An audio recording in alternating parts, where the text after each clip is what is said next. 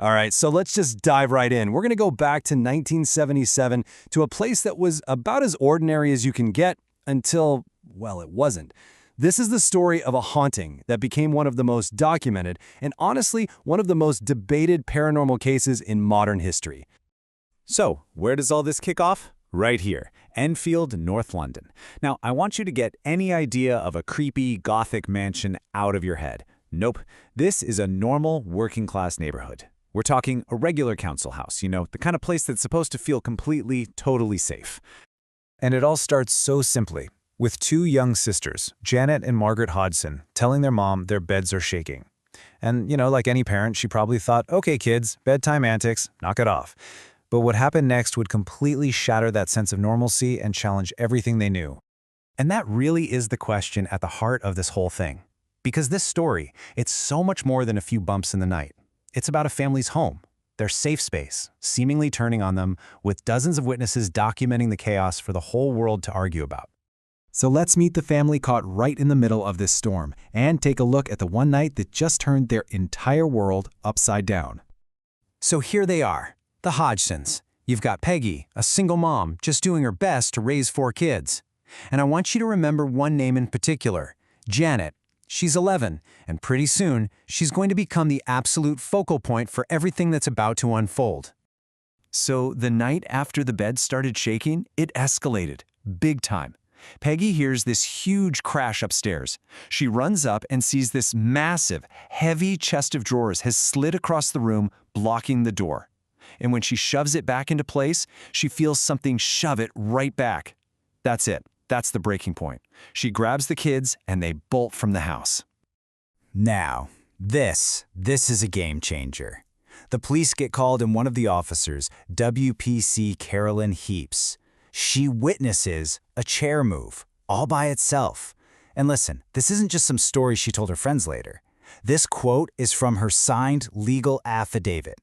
A trained observer, a police officer, putting her name on an official document saying she saw the impossible. In that moment, this case went from one family's scary story to an official record. So the police decide, well, no laws are being broken, and they leave. Can you imagine? The family is left all alone. But word starts to spread, and it eventually reaches the Society for Psychical Research, and they send in 2 investigators who would come to define this case. And what a fascinating pair these two were. On one side, you have Maurice Gross. He was an inventor, and he was grieving the recent loss of his own daughter, who was also named Janet. He was looking for proof, for something personal. Then you have Guy Lyon Playfair. He was a veteran investigator and a total skeptic. He was there to find the truth, even if it meant exposing a hoax. You couldn't have picked a more interesting duo, the believer and the skeptic, side by side. For the next 18 months, these two documented an absolute storm of activity. And we are not talking about subtle stuff here. We are talking about raw, physical chaos. Lego bricks and marbles flying across rooms so fast they were hot when you picked them up. And get this, a heavy cast iron fireplace, literally torn out of the wall. And the whole time, they were recording. All told, they captured over 180 hours of audio on these old reel-to-reel tapes. I mean, the sheer volume of data is just staggering. This wasn't a one-off weird night. This was a prolonged, documented siege. So after months and months of things being thrown around, the haunting found its voice. And this is the moment the Enfield case just explodes into a global phenomenon. It's also where the whole story takes a really sharp and kind of heartbreaking turn. The entity, whatever it was, started speaking through 11-year-old Janet. But the voice wasn't hers. It was this deep, gravelly, guttural sound.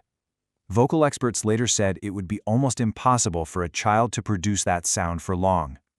And the voice gave a name, Bill Wilkins, and it claimed he had died in that very house years before. So what do the investigators do? They check the story, and this is the crucial part. They manage to track down the actual son of Bill Wilkins. They play him the tape, and the son confirms every single detail. His father lived there, had a brain hemorrhage, went blind, and died in his armchair right in the living room. I mean, how could Janet possibly know that? It felt like the smoking gun, irrefutable proof. But just when the case seemed totally solid, this happened. The investigators had set up a remote camera, and it caught Janet, all by herself, faking things, bending spoons on video, and later, she and her sister actually admitted to making some of it up. It was a bombshell, a total betrayal that just threw a shadow over the entire investigation. And this is the central problem of Enfield, isn't it? It's what makes it so fascinating and so frustrating. You have these two stacks of evidence that are both powerful, both credible, but they completely contradict each other. A police officer's sworn statement on one side, a video of a kid faking it on the other. So what do you believe when both sides seem so convincing? So as Janet grew up and entered her teens, the activity started to fade away. The investigators left. But the story was far from over, because the events left behind this really complicated legacy and some really permanent scars on the family that had to live through it all. So how do we try to explain all this? Well, the first big theory is known as RSPK. It's a bit of a mouthful, but the idea is that the haunting was real, but it wasn't a ghost. The source of all that energy was Janet herself.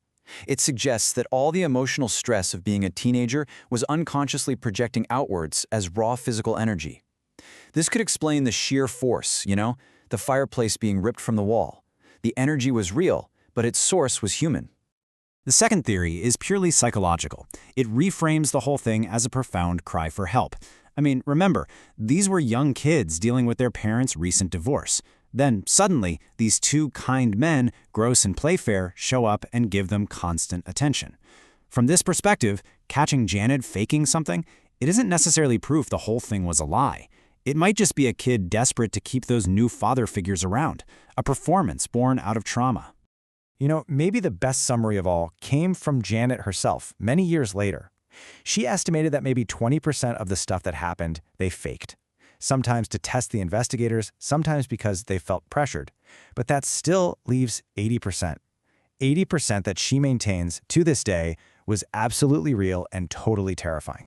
And this is why this story matters beyond just a good ghost story. The real-world cost for the Hodgson family was just devastating. Their community ostracized them, Janet was bullied relentlessly at school, people called her a freak, a liar. The trauma didn't just come from whatever was in the house, it came from the judgment of the world outside. And that's where we're left.